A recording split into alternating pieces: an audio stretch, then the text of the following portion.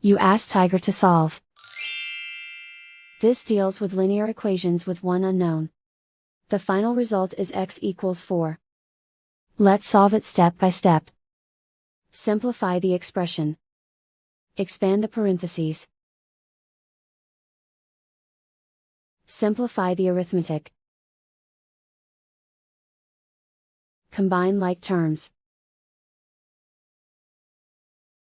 Group all constants on the right side of the equation. Add 12 to both sides. Simplify the arithmetic.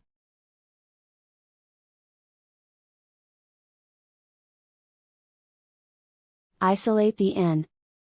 Divide both sides by 6. Simplify the fraction. Find the greatest common factor of the numerator and denominator.